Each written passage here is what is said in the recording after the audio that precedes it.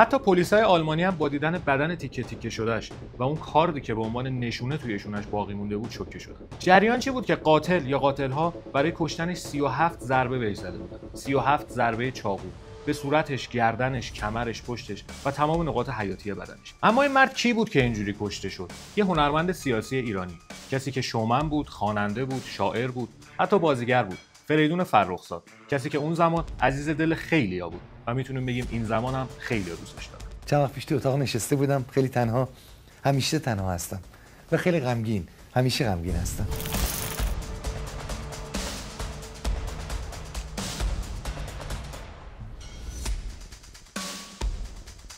سلام، خوبین؟ احوال شما چه خبرها؟ من مرتضی قیاسی ام، به کانالمون خیلی خوش اومدید. امروز می‌خوایم بریم سراغ داستان زندگی فریدون فرخزاد. یه شومن با ویژگی‌های خاص و عجیب و غریب، شومنی که فقط مردمو نمیخندون، فقط آواز نمیخوند، فقط خوب اجرا نمی‌کرد، حرفای سیاسی میزد، علوم سیاسی خونده بود و تحصیلاتش تحصیلات سیاسی بود. می‌خوایم بریم سراغ زندگیش ببینیم چه اتفاقایی براش افتاد، چی شد که مسیر زندگیش عوض شد، به چه سمت‌هایی کشیده شد، از چه سمت‌هایی برگشت و کلاً ریز شیم روی جزئیات زندگی فریدون فرخزاد. این ویدیو طلسم شده بود حقیقت، ما متنشو خیلی وقته که آماده کردیم ولی نتونستیم به دلیل یه سری مسائل بگیریم. می‌خواستیم روزی باشه که سالگرد فوت فریدون فرخزاده، 16 مرداد ماه. البته دقیق نیست این تاریخ، تاریخیه که پیداش کردن جسدش رو. حالا میریم مفصل میگیم که چی شد و چه اتفاقاتی افتاد و تو این تاریخ پیداش کردن. بریم سراغ ادامه داستان، بیشتر از این کشش ندم. اگر عضو کانال ما نشدید این دکمه سابسکرایب پایینو بزنید. اگر همین ویدیو رو دوست داشتید حتما لایکش کنید. بریم سراغ داستان. به من میگن توی اون دوربین نگاه کن، اونجا خوشگل‌تریم. من این نیم رو هم قشنگ‌تره، نمیخوام از این ور برسم، ولی وضعیت فریدون فرخزاد در تاریخ 15 مهر 1315 در محله امیریه تهران چهارراه گمرک به دنیا آمد. از پدر مادرش یه ذره بیشتر بدونیم. مادرش خانم بتول وزیری تبار، کسی بود که خیلی به شعر و هنر علاقه داشت، کلاً یه روحیه هنری داشت و فریدون و فروغ و پوران هم از مادر به ارث برده بودن این روحیه هنری و هنرمند بودن. پدرش اما آقای محمد فرخزاد یه آدم نظامی بود، یه آدم بسیار مقرراتی خوش و بسیار علاقه‌مند به سواد و سوادآموزی. یک کتابخونه شخصی بسیار بزرگ داشت و اینقدر سواد بچه‌ها براش مهم بود که قبل از اینکه برن کلاس اول بهشون خوندن و نوشتن یاد میداد. یعنی بچه‌هاش با سواد رفتن مدرسه. بین تمام این خواهر و برادرها فروغ و فریدون یه جور دیگه همدیگه رو دوست داشتن. اختلاف سنیشون هم با هم کم بود، اختلاف سنیشون 2 سال بود. خیلی با هم بازی می‌کردن، خیلی با هم شیطونی می‌کردن. و خود فریدون توی خاطراتش میگه که ما یه وقتایی انقدر با فروغ میدویدیم اینور اونور و آتیش میسوزوندیم و شیطونی می‌کردیم که مادرم میگفت باید اینا رو ببریم دکتر، اینا یه چیزیشون هست، مریضن، دیوونن، خیلی دارن سر صدا میکنن، باید ببریم دکتر. ولی خودش میگفت ما نه مریض بودیم، نه دیوونه بودیم، نه چیزی، ما فقط خیلی تنها بودیم، فقط همدیگه رو داشتیم. ولی در مقابل جهنمی که 37 میلیون در اونجا زندگی میکنن، ما نه فقط در بهشت زندگی میکردیم بلکه در یک از بهشترین بهشت‌ها زندگی میکردیم. بدون ما رفت مدرسه با سواد، در دبستان رازی درس خوند، رفت دبیرستان دارالفنون درس خوند، دیپلمشو که گرفت گفت برم آلمان ادامه تحصیل بدم. اونجا رفت مونیخ، دانشگاه مونیخ ثبت نام کرد، رشته علوم سیاسی درس خوند. اتفاقا درسش هم خیلی خوب بود. فوق لیسانس یه پایان نامه باید میداد. موضوع پایان نامه چی بود؟ تاثیر عقاید مارکس بر آلمان شرقی و کلیسا. خیلی هم پایان نامه خوبی بود، تونست فوق لیسانسش رو بگیره و برای دکترا هم ثبت نام کرد. البته آقای فرخزاد حین تحصیل کار دیگه‌ای هم میکرد. فریدون فرخزاد از نوجوانی شعر میگفت، شعر مینوشت، علاقه داشت، گفتیم قریحه هنری هم داشت. اونجا همزمان با تحصیل شروع کرد شعر گفتن به زبان آلمانی و انگلیسی که شعراش هم جمع کرد، یک کتاب کرد به اسم فصل دیگر. این کتاب تو آلمان منتشر شد، چند ماه بعد جایزه ادبی برلین رو دریافت کرد. از سوی یه مجله هم جزو 10 تا اثر برتر سال شد، جایزه ویژه ادبی گرفت و حسابی تو آلمان هم سر و صدا کرد. یه مدت بعدش هم وارد تلویزیون شد و اولین حضورش در تلویزیون در مونیخ بود. Mann, guten Abend Nachbarn, zusammen im Fernsehen. Jede Woche 3 Stunden. Moment, du sprichst fließend Deutsch. Muss erst mal erklären, wie das kommt. Ich habe noch nicht gesagt. Wie kommt ihr doch? فریدون توی آلمان مشغول بود، داشت فعالیت میکرد تا خبر مرگ خواهرش رو شنید، فروغ فرخزاد.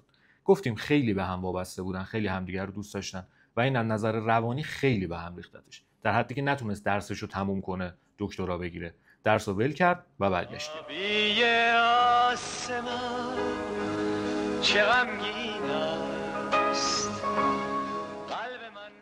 فریدون توی یکم مصاحبه‌هاش گفته بود که من انقدر فروغ رو دوست داشتم که وقتی یه نامه ازش به دستم میرسید از خوشحالی گریه میکردم. اول گریه میکردم، ذوق میکردم که برام نامه فرستاده، بعد باز میکردم میخوندم. انقدر وابسته بودن به هم دیگه و خیلی برای سنگین بود این موضوع. البته وقتی برگشت به ایران دیگه تنها برنگشت، با همسر و فرزندش برگشت. خانم آنیا بوچوفسکی یه خانومی بود دورگه آلمانی لهستانی، با فریدون فرخزاد ازدواج کرده بود، بچه دار هم شده بودن که پسر داشتن به اسم رستم. 3 نفری برگشتن ایران. یه مدتی از ایران اومدنشون گذشت. عزاداریشو کرد، یه مقداری آروم شد و می‌خواست کار پیدا کنه. آرزوش این بود که استاد دانشگاه بشه. خب فوق لیسانس گرفته بود، می‌خواست به بچه‌ها هم یاد بده این درس‌ها رو، اما هیچ جا استخدامش نمی‌کردن. هر جا رزومه میفرستاد ردش می‌کردن. چرا؟ چون پایان نامش پر از عقاید چپ و حرفای مارکس بود و کسی قبولش نمی‌کرد. به گفته خودش 1 سال بیکار، بی پول و غریب توی مملکت خودش داشت میچرخید و هیچکس بهش کار نمیداد، تا به واسطه خواهرش و شوهر خواهرش، یعنی پوران و شوهرش، به رادیو دعوت شد که توی رادیو فعالیت کنه. خب تجربه کار هنری هم داشت، گفتیم تو آلمان هم رفته بود، تو تلویزیون کار انجام داده بود، یه چیزایی بلد بود. رفت تو رادیو و کارشو شروع کرد. یه مدتی تو رادیو مشغول بود و داشت فعالیت میکرد و خیلی خوششون اومد مردم، خیلی ارتباط گرفتن باش، یه ذره اسمش در رفت و اومدن گفتن آقا دعوتش کنیم تلویزیون ملی. و اینجا بود که پاش به تلویزیون ملی هم باز شد. ایده های خیلی خوبی میداد، میگن خیلی ذهنش تو چیزای هنری کار میکرد و ایده های خلاقانه میداد، همین هم متمایزش کرده بوده. و شاید بگیم نقطه عطف زندگی هنری فریدون فرخزاد برنامه میخک نقره‌ای بود، برنامه‌ای که تقریبا تمام ایران با این برنامه شناخته میشه. هوای شب من رنگ سر شد، اومدی با تپشش همه جا زمزمه سر شد. فرخزاد تو برنامه میخک نقره‌ای همه کار میکرد، میخوند، میخندید، شوخی میکرد، میرقصید، استعداد کشف میکرد، استعداد یابی میکرد، خیریه جمع میکرد، پول جمع میکرد برای مردم، برای مقاصد خیریه و خلاصه همه کار میکرد، حرفای سیاسی میزد. خیلی از سکوی پرتابشون اصلا برنامه میخک نقره‌ای بود. مثال بزنیم شهره و شهرام سولتی، نوش آفرین، سولی و ابی، که ابی هم همین چند وقت پیش اصلا خودش صحبت میکرد، گفت من سکوی پرتابم همین برنامه فریدون فرخزاد بود، دمش گرم که من آورد و شناسوند به مردم. برنامه خیلی پرطرفدار بود دیگه، هر کی میومد توی برنامه میخوند معروف میشد، همه میشناختنش. بازم ابی گرم که گفتینو مطرحش کردیم موضوع. حالا بخون دیگه.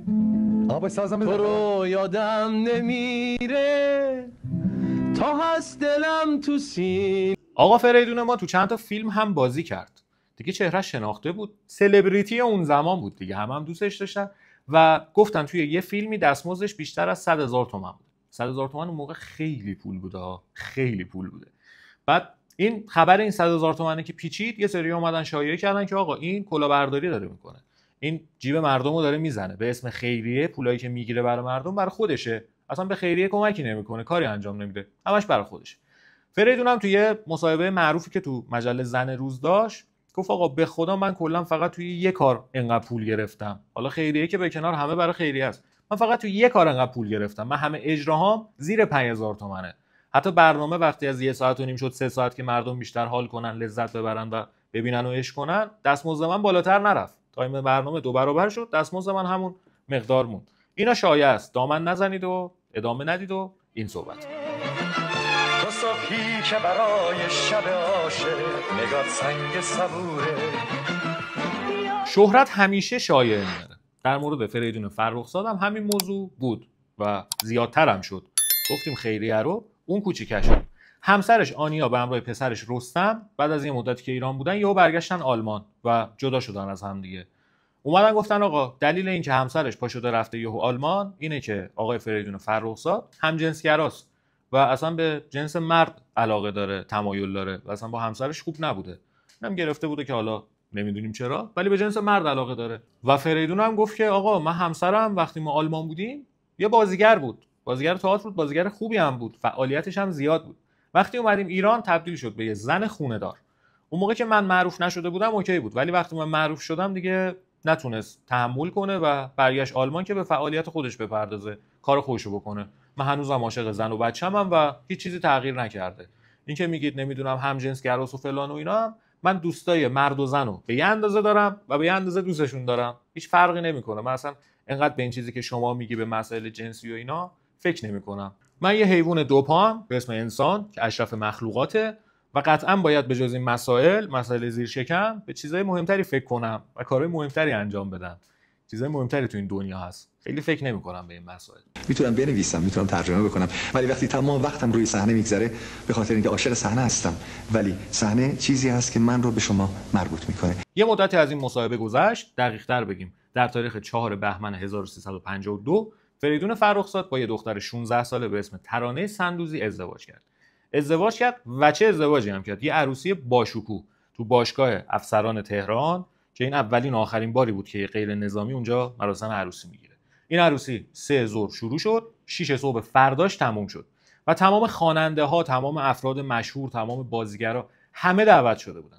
البته این عروسی فقط 7 ماه و 10 روز طول کشید و فریدون و ترانه بعد از این مدت از هم دیگه جدا شدن و بعد از اون هم دیگه فریدون فرخزاد ازدواج نکرد، کلا مجرد مون تا آخر عمرش. فریدون فرخزاد طرفدار سوسیالیست بود و خودش گفته که در 12 سالگی من چپ بودم. البته بعدها توی مصاحبه گفت دیگه رو برگردوندم و تفکراتم تغییر کرده و دیگه همچین فکرایی نمی‌کنم. ولی خب یه صحبتایی هم وجود داره که میگن وقتی حمید اشرف رئیس سازمان چریک‌های فدایی خلق مرد، دست گل گرفت رفت به دیدن مادرش و رفت مثلا تسلیت بگه بهش. این صحبت‌ها هم وجود داره. من چپگرا بودم تا زمانی که به اروپا رفتم و دیدم که مردم در گوشی با هم صحبت میکنن. من چنین دولت سوسیالیستی برای ایران نخواستم و نمیخواهم. صحبه‌ای هم هستن که میگن اصلا بعد از انقلاب میخواست بره عضو گروه همین سازمان چریک‌های فدایی خلق بشه ولی قبولش نکردن و یه مدت بعدش هم توسط جمهوری اسلامی دستگیر شد. 1 ماه بازداشت بود، بعدم اومد بیرون، ممنوع کار، تنها، منزوی، توی خونه مونده بود. یه کتابی هست نوشته آقای میرزا آقا عسکری، کتاب خونیاگر در خون. نوشته بعد از انقلاب دیگه نه مخاطبی داشت، نه اجرایی داشت، نه فعالیتی میکرد. دائم توی خونه راه میرفت، افسرده، ناراحت و روی یه کاغذ نوشته بود هنوز زنده‌ام ولی بی صدا. اما این شرایط دیگه کاری کرد که نتونه تحمل کنه. همچین آدمی واقعا توی خونه نمیتونه تحمل کنه و نمیتونه زیاد بمونه. مهاجرت رو انتخاب کرد و از ایران رفت. بعد از اینکه اوضاع سیاسی ایران عوض شد، من نمیخواستم از ایران بیرون برم و کشورم رو ترک بکنم. شدیداً عاشق این بود. اول به پاریس و بعد به لس آنجلس مهاجرت کرد. اونجا زندگی و کار میکرد. شو اجرا میکرد مثل ایران برای مردم ایرانی توی لس آنجلس، اما جنس شوهاش یه ذره دیگه متفاوت شده بود. همچنان میخوند، میرقصید، شادی میکرد، مهمون داشت، خواننده ها میومدن، اما دیگه این حرفای سیاسی که گفتیم شدیدتر شده بود، انتقادی‌تر شده بود، بی‌پرده‌تر شده بود. عملاً جمهوری اسلامی به سخره میگرفت، حرفایی که میزدن، کارهایی که میکردن رو مردم رو دعوت میکرد به مقاومت، مردم رو دعوت میکرد به اعتراض و عقاید خاصی هم داشت برای خودش. یه سری عقاید رو هم به سخره میگرفت در واقع. مثلا میگفت آقا این چه دینیه که شما آوردید کردید دین رسمی کشور؟ این دین فقط راجع به شکم و زیر شکمه، نمیدونم راجع به خوابیدن با شتر و اینجور صحبت‌ها و این حرفا. مسخره میکرد دیگه، خلاصه انتقاد میکرد در واقع. ولی خب این انتقادم قضاوت با شما که چقدرش درست بود چقدرش نادرست.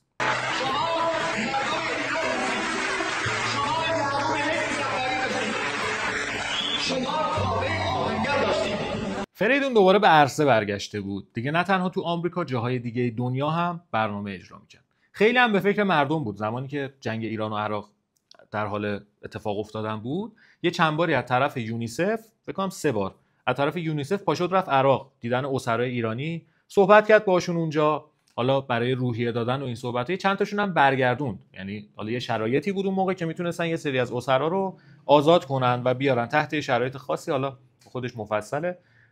چند نفر رو برگردوند از طرف یونیسف که رفته بود و میگن خیلی آغوشش برای ایرانی‌ها باز بود. کلا تو خونه خودش کسایی که تازه مهاجرت می‌کردن، پول نداشتن، اول مهاجرتشون بود، خونه نداشتن، جا نداشتن، تو خونه خودش بهشون پناه میداد و کلا خیلی هوای ایرانی‌ها رو داشت. ایران بخیر، یاد ایران بخیر، یاد ایران بخیر، خاک پر صلابتم درد من. یه مدتی از اقامتش در آمریکا گذشت و خیلی هم آمریکا رو دوست نداشت. یعنی توی مصاحبه‌ای هست میگه اینجا جنگله، میگه اینجا اومدی دیدی جنگله، داغون، خوشش نمیاد آمریکا. حالا یه مدتی زندگی کرد، بعد رفت شهر بن آلمان ساکن شد. توی بعد از این مهاجرتش، حالا بجز تمام فعالیتایی که داشت، عضو یه سازمان سلطنت طلب شد به اسم درفش کاویانی. اونجا هم عضو بود، فعال بود و رفت توی رادیوشون یه مدتی همینجوری مشغول بود تا ایران بهش پیشنهاد بازگشت داد. وسط این همه حرفای انتقادی و جنجالی و سیاسی و ایران گفتش که برگرد، به شرطی که فعالیت نکنی ما میذاریم برگردی ایران. حالا دلیلش چی بود؟ مادر فریدون فرخزاد توی ایران زندگی میکرد و بسیار مریض بود. فریدون هم خیلی جدی داشت به این موضوع فکر میکرد و میگفت قید فعالیت رو بزنم برم چند سال آخر زندگی مادرم و پیشش باشم. اما منوچهر گنجی یعنی رئیس سازمان درفش کاویانی مخالفت کرد با این موضوع، گفت آقا این طلس، بری اونجا میخوان نرو طلس و این صحبت‌ها. و کلا هم یه مدتی بود که با هم دیگه اختلاف عقاید داشتن و یه مقدار بحث داشتن، بحثشون بالا گرفت و از سازمان درفش کاویانی اخراج شد. نفی بکنه، چون تمام زندگی امروز ما به اون گذشته بستگی داره و تمام آینده به اون گذشته بستگی داره و به زمان حال بستگی داره. دیگه بعد از اخراج از این سازمان خیلی تنها شده بود توی زندگی و میگن که خیلی منزوی شده بود و حال روحی خوبی هم نداشت. در شامگاه 16 مرداد 1371 همسایه‌های فریدون تماس گرفتن به پلیس، گفتن از این خونه صدای واق سگ میاد، این صدا قطع نمیشه، 2 سگ دائم دارن سر و صدا میکنن. پلیس رفت در خونه‌اش، در زد، کسی در رو باز نکرد و وقتی در رو شکوندن و رفتن تو، با بوی بد و گرمای هوای عجیبی مواجه شدن. یه اجاق گاز روشن بود، چند روز بود که روشن بود و گرمای هوا باعث شده بود جنازه‌ای که کف آشپزخونه افتاده زودتر از حالت عادی بپوسه و اوضاع بدی پیدا کنه. اون جنازه کی بود؟ فریدون فرخزاد. این 2 سگ وفادار فریدون چند روزی بود که پشت در داشتن سر صدا می‌کردن تا یه کمکی پیدا کنن. 3 فنجون قهوه روی میز بود، قهوه‌ای که مهمونا خورده بودن. یه هندوونه قاچ خورده بود برای پذیرایی از مهمونا و اتفاقا اون کاردی که باهاش هندوونه هم قاچ شده بود در آخر توی کتف خود فریدون فرخزاد مونده بود و حالا به عنوان نشونه یا هر چیزی توی بدنشون رو گذاشته بودن که بمونه. هیچ سرقتی نشده بود، هیچ پنجره‌ای نشکسته بود، هیچ نشونه‌ای از وارد شدن به زور تو خونه نبود. فریدون با لباس راحتی اصلا انگار داشتن مهموناش پذیرایی میکرد که این اتفاق براش افتاده بود و همین خیلی عجیب بود برای همه که احتمال میدادن این مهمونا این کارو انجام دادن، کسایی بودن که آشنا بودن این با روی باز راشون داده توی خونه و 37 تا ضربه چاقو بهش زدن و این خودش خیلی عجیب بود. شروع کردن به بازجویی کردن، حدس و گمان هم زیاد داشتن. یه سری‌ها میگفتن این کار سازمان چریک‌های فدای خلقه، یه سری‌ها میگفتن کار همین درفش کاویانیه که اومدن کشتنش. بیشتر این گمان‌ها هم به سمت جمهوری اسلامی رفت که در نهایت هیچ اتهامی تایید نشد، هیچ نتیجه‌ای گرفته نشد از این موضوع و ما هم نمیدونیم که در نهایت کار کی بود. در نهایت هم فریدون فرخزاد، این شرقی غمگین، به صورت خیلی غریبانه و با تعداد خیلی کمی آدم در شهر بن آلمان در یک گورستان رایگان شهرداری و در کیسه پلاستیکی به خاک سپرده شد و نامش تا ابد جاودانه.